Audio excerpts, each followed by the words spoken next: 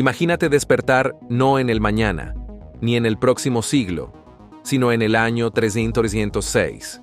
Esta es la enigmática historia de Paul Amadeus Dienach, un profesor suizo-austríaco que pasó un año entero en este futuro lejano. ¿Qué vio? Bueno, abróchate el cinturón porque esto no es tu típico relato de viaje en el tiempo. ¿Y si la tela del tiempo no es tan lineal como la percibimos? ¿Y podría el diario de un hombre contener los secretos de un futuro que trasciende nuestra imaginación más salvaje? La trama se complica mientras navegamos por los intrigantes giros y vueltas de la historia de Dienach sobre pasar un año en 306. Nos sumergimos en los detallados relatos de Dienach sobre el futuro, el auge y caída de civilizaciones, la transformación de la naturaleza humana y la evolución del hombre hacia una especie nueva y mejorada. Esto es lo que Paul Amadeus Dienach vio.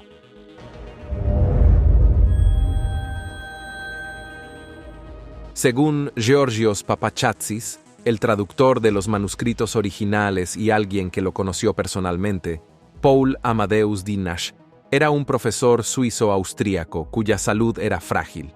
Nacido en un suburbio de Zúrich, de padre suizo, de habla alemana y madre austriaca de Salzburgo, Dienach pasó su adolescencia en un pueblo cerca de la capital suiza. Su camino educativo lo llevó a estudios humanitarios con un fuerte enfoque en la historia de las culturas y la filología clásica. Según se informa, Dienach sufrió de encefalitis letárgica, una peculiar condición neurológica desencadenada por una respuesta del sistema inmunológico a neuronas sobrecargadas. Experimentó por primera vez un sueño letárgico en 1917, que duró 15 días. Posteriormente, en 1921, cayó en un coma de un año de duración. Después de recuperarse de este sueño prolongado, Dienach emprendió un viaje a Grecia en otoño de 1922, con la esperanza de que el clima suave mejorara su salud.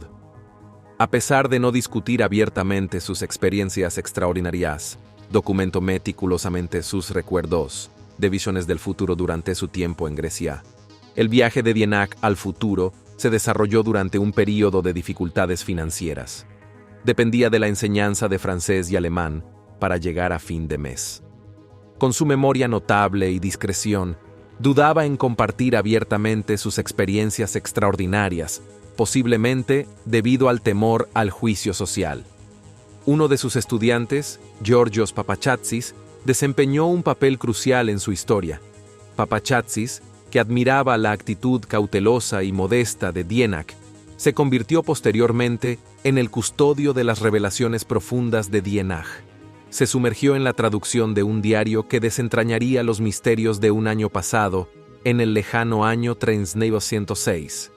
Se cree que Dienach sucumbió a la tuberculosis, ya sea en Atenas, Grecia o al regresar a su tierra natal a través de Italia. Probablemente fue durante el primer trimestre de 1924. Confesó a Papachátsis, entregándole una parte significativa de su vida y alma, su diario. Dienach lo dejó con notas sin informar explícitamente a Papachátsis, instruyéndolo a mejorar su alemán, traduciendo los documentos de alemán a griego. Inicialmente, Papachátsis asumió que Dienach había escrito una novela, pero al sumergirse en la traducción, se dio cuenta de que las notas eran, de hecho, el diario de Dienach desde el futuro. Papachátsis tradujo las páginas, descubriendo extensos pasajes que exploraban una guerra nuclear prevista, la colonización de Marte y el establecimiento de un gobierno mundial. Secciones que detallaban vehículos voladores, tecnología holográfica y encuentros con vida extraterrestre intrigaron a Papachátsis y lo llevaron a creer inicialmente que era una novela de ciencia ficción. Dienach relató un viaje extraordinario, describiendo cómo cayó en coma en 1921 y despertó 2000 años en el futuro, específicamente en el año 306. Pasó un año completo en este futuro lejano, documentando meticulosamente todo lo que observó. La historia de Dienach se desarrolla en mayo de 1921. Mientras enseñaba su clase de idiomas en la universidad, de repente se siente mareado. Dada su historia de enfermedad, termina en el hospital, sucumbiendo a una fiebre severa. Durante las siguientes horas de vaivenes entre la conciencia y la inconsciencia, percibe a personas desconocidas a su alrededor, pero su debilidad le impide comunicarse. Al recobrar finalmente la conciencia, se encuentra en una habitación de hospital drásticamente diferente a lo que conoce. Varias personas visten atuendos desconocidos y conversan en un idioma ajeno para él. Como profesor de idiomas, Dienach se ve arrojado a una realidad que desafía los límites del tiempo y la percepción. Reconociendo algunas palabras en inglés y sueco, Dienach intenta comunicarse, pero sus esfuerzos son recibidos con confusión. Entre el personal médico, un médico distingue su idioma y, en alemán roto, le dice a Dienach quién es. Según el médico, el nombre de Dienach es Andreas Northam, un renombrado profesor de física que estuvo involucrado en un accidente cercano a la muerte. Sin embargo, Dienach no tiene idea de quién es Andreas Northam. Al mostrársele un espejo, se enfrenta a un rostro ajeno, provocando angustia y lágrimas visibles. Se cuestiona si está muerto o quizás ha enloquecido. Explica que es un simple profesor de idiomas suizo, completamente desconcertado por los acontecimientos que se desarrollan. La mención de Suiza provoca algunas reacciones entre el equipo médico. Al preguntar sobre el año, Dienach afirma con confianza que es 1922. Un silencio solemne desciende cuando un médico mayor da un paso adelante, revelando que en realidad el año es 1906. Dienach rechaza vehementemente esta revelación, pero luego las persianas se levantan, revelando edificios imponentes que se elevan a través de las nubes y vehículos, desafiando la gravedad fuera de su ventana. Se rinde ante el espectáculo abrumador y se desmaya. Durante los siguientes 3 días de observación cuidadosa, Dienach se recupera gradualmente lo suficiente como para caminar. Describe un entorno de otro mundo con paredes de cristal que ofrecen vistas panorámicas y objetos hechos de metal brillante, de colores pastel, que estaban cálidos al tacto. Guiado por un pasillo, se encuentra con 2 hombres mayores vestidos con túnicas blancas. Al principio, los confunde con sacerdotes o reyes, pero más tarde descubre que se llaman electores con un ojo, similares a ancianos sabios. Hasta este momento, los médicos dudaban de la afirmación de Dienach de ser del pasado, atribuyéndolo a un posible trauma cerebral. Sin embargo, después de extensos cuestionamientos, los electores creen en el relato de Dienach. Están familiarizados con un raro fenómeno psíquico que llaman desplazamiento de la conciencia, postulando que su mente o alma fue transportada al cuerpo de otro. Este es un fenómeno raro que, según creen, explica el extraordinario viaje de Dienach a través del tiempo. Cuando Andreas Northam, cuyo cuerpo ahora alberga la conciencia de Dienach, sufrió un accidente crítico, estuvo clínicamente muerto durante 15 minutos. Los médicos lograron reiniciar su corazón, utilizando técnicas como bajar la temperatura de su cerebro. Los electores creían que el cambio de personalidad ocurrió durante esta reanimación, transfiriendo la mente de Paul Dienach 2000 años en el futuro para habitar el cuerpo de Andreas Northam. Contemplando los mecanismos de este viaje de conciencia, Dienach interrogó a los electores sobre la naturaleza del tiempo. Explicaron que el tiempo no es estrictamente lineal. Toda conciencia existe universalmente, aunque tales eventos raros son conocidos por suceder. En este momento, se convoca a un hombre llamado Stefan. Siendo un amigo cercano de Andreas Northam, Stefan y los médicos fueron confiados con saber la verdadera identidad de Northam. Para el resto del mundo, Dienach asumió la vida de Northam. Los electores creían que si Stefan podía ayudar a Northam a recuperar sus recuerdos, el cambio de personalidad podría revertirse y Dienach podría regresar a su propio tiempo. Stefan aceptó visitar a Dienach diariamente para educarlo sobre la sociedad moderna. Sin embargo, el interés principal de Dienach estaba en entender el pasado. A pesar de que los médicos en 1906 comprendían el cambio psíquico de personalidad. Un aspecto desconcertante persistía desde la década de 1920. En aquel entonces, Dienach padeció de encefalitis letárgica, o la enfermedad del sueño, una condición que afecta el habla, el movimiento y la vigilia. Curiosamente, a pesar de vivir 2 semanas en el futuro, Dienach nunca dormía, permaneciendo despierto durante toda la noche, leyendo y aprendiendo el nuevo idioma, interactuando con el Regenschwager, una novedosa pieza de tecnología similar a un dispositivo portátil con imágenes tridimensionales en movimiento. El dispositivo brillaba en la oscuridad, con sonido, música y narración, una versión temprana de un iPad. Básicamente, Dienach se sumergió en el aprendizaje. Sin embargo, los médicos limitaron su estudio del siglo XX, temiendo cualquier conocimiento que pudiera alterar eventos históricos. En cambio, Dienach se enfocó en los desafiantes años 2000 a 2300.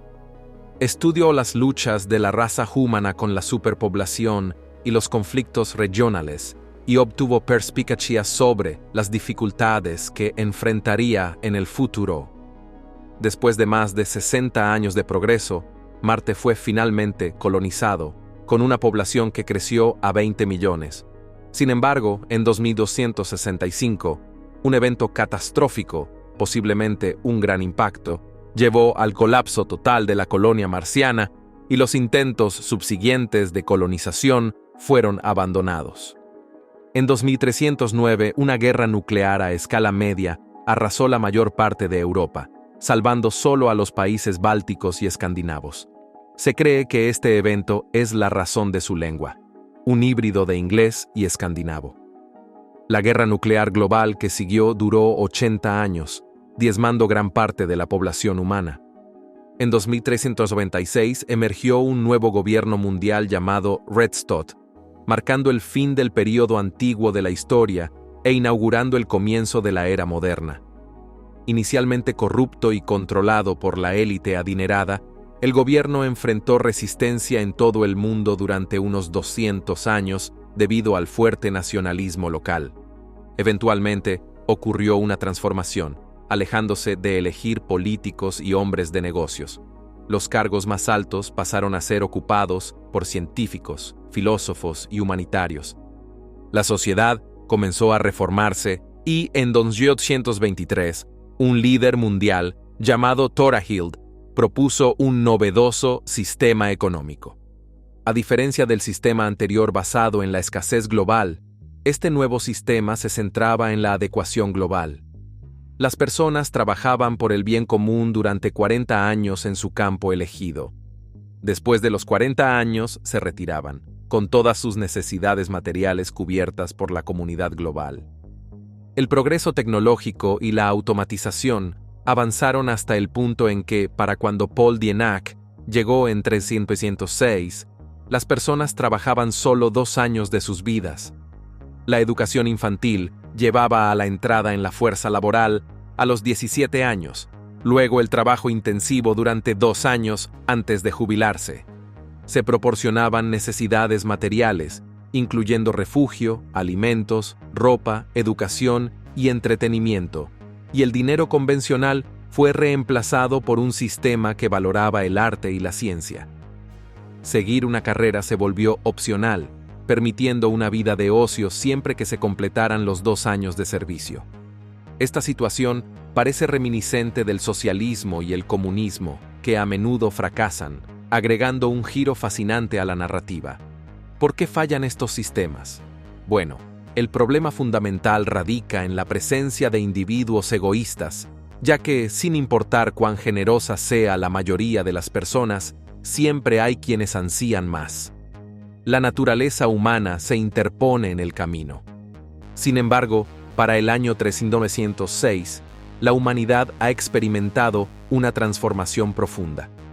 Pero este cambio no es de la manera en que tradicionalmente nos concebimos. Hemos evolucionado hacia algo más. Paul Dienach describe un fenómeno que comenzó alrededor del año 3000, conocido como needlework, o Nebelwerk. En el futuro, la estructura del cerebro humano evoluciona, dando lugar al desarrollo de un nuevo órgano sensorial. Este órgano sensorial otorga a las personas la capacidad de percibir un nuevo plano de existencia y acceder a un vasto conocimiento espiritual, una capacidad denominada Overseeing o supervisión. Esta nueva capacidad cognitiva promete iluminación instantánea, sonando bastante atractiva. Sin embargo, este nuevo sentido no necesariamente trae una felicidad increíble y paz espiritual. En cambio, se describe como un gozo profundo, aceptación de la muerte y desprecio por los asuntos mundanos, todo inundando al individuo de una vez. Inicialmente, la gente se asustaba, y aquellos que experimentaban el Nebelwerk morirían abrumados por la intensidad. Sin embargo, el 6 de septiembre de 1382, un hombre de 76 años llamado Alexis Bolky sobrevivió al Nebelwerk, marcando un punto de inflexión. A partir de entonces, todos los que experimentaban el Nebelwerk sobrevivían. La activación de esta nueva percepción se volvió común, dando lugar a la evolución de Homo sapiens hacia una nueva especie. Este desarrollo lleva al nacimiento de Homo occidentalis novus, o el nuevo hombre occidental. En este futuro, la propia naturaleza humana se transforma.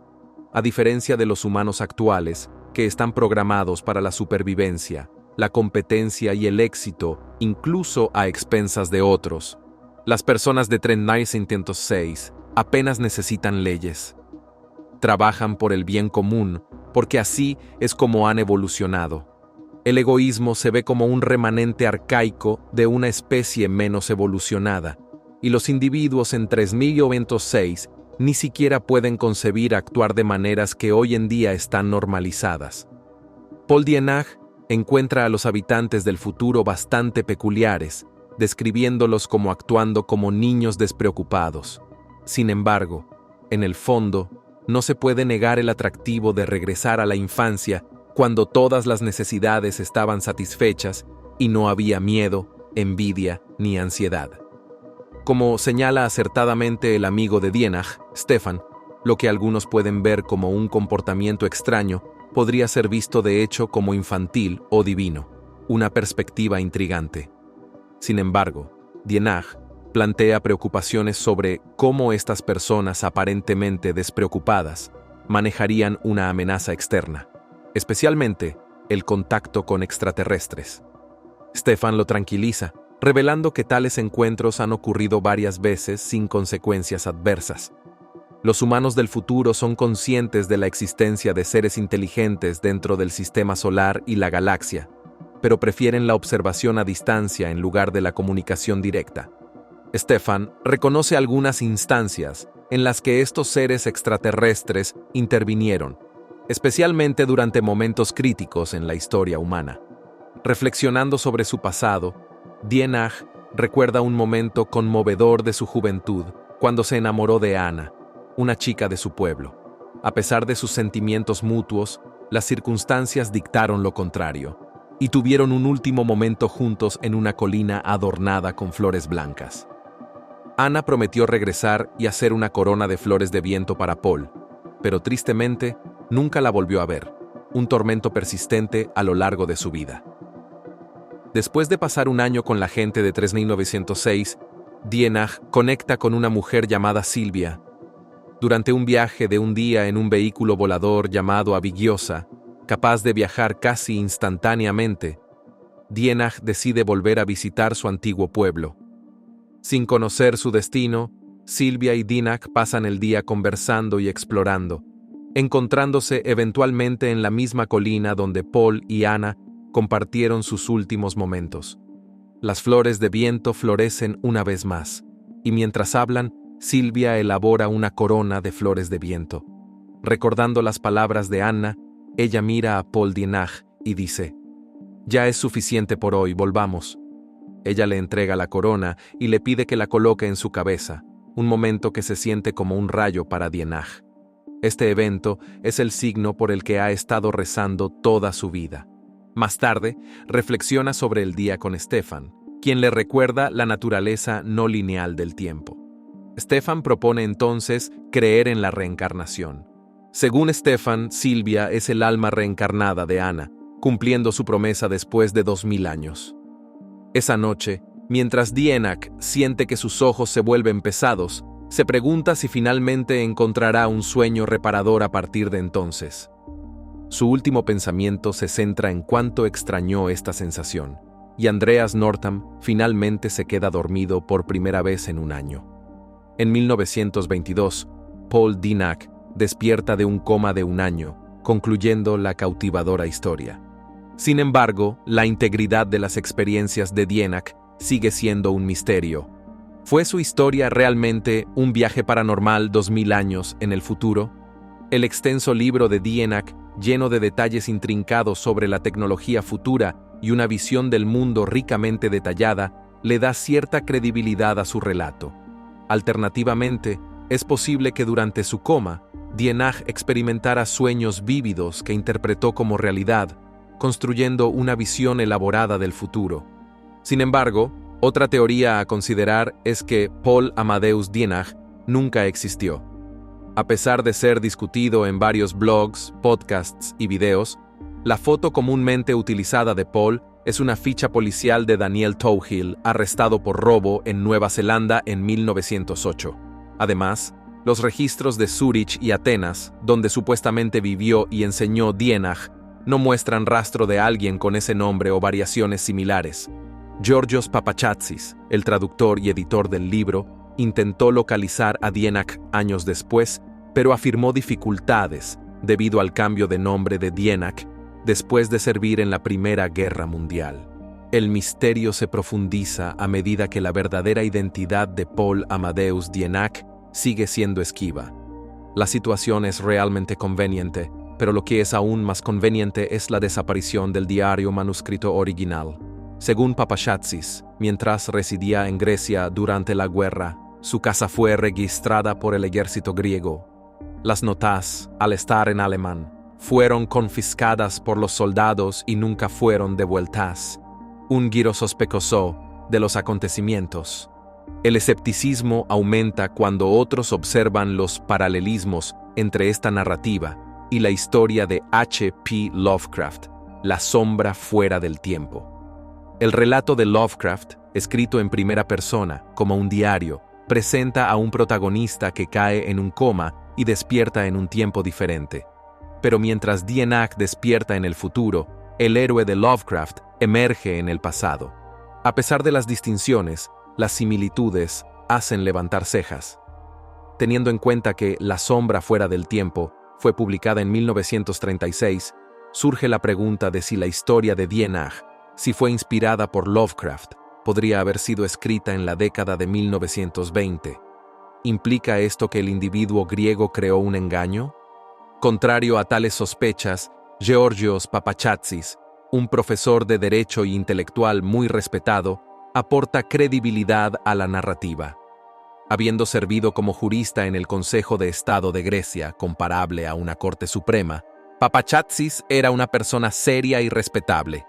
Sus intereses académicos en el derecho administrativo, los estudios sociales y humanidades se alinean con los temas encontrados en el diario de Paul Dienach. Es plausible que el libro haya sido concebido como un ejercicio intelectual, una exploración de la espiritualidad humana, con Papachátsis incorporando el giro de ciencia ficción y la historia de amor como dispositivos literarios. Si bien su intención puede no haber sido presentarlo como un hecho real, la era de Internet ha difuminado las líneas entre la ficción y la realidad, con personas dispuestas a creer fácilmente tales historias. ¿Podrían las narraciones de Dienach ser simples sueños? Surge la posibilidad de un extraño evento metafísico con explicaciones alternativas. Nadie puede verificar las experiencias extraordinarias de un hombre que aparentemente soportó más de lo que la mente humana puede comprender. Sin embargo, hechos científicos específicos, como el brote de gripe de 1918 y la subsiguiente enfermedad del sueño en la década de 1920, añaden complejidad a la narrativa. Esta misteriosa enfermedad La encefalitis letárgica indujo un estado de parálisis y condiciones similares al coma, afectando el cerebro y dejando a las víctimas en un estado similar al de los muertos vivientes. Ya sea que la historia de Dienach sea producto de la percepción, la alucinación, un cuento de hadas o un relato genuino de viaje en el tiempo, sigue abierto a la interpretación individual. Se ofrece un consejo. La verdadera esencia del diario reside en su contenido, dejando a cada lector reflexionar y decidir por sí mismo.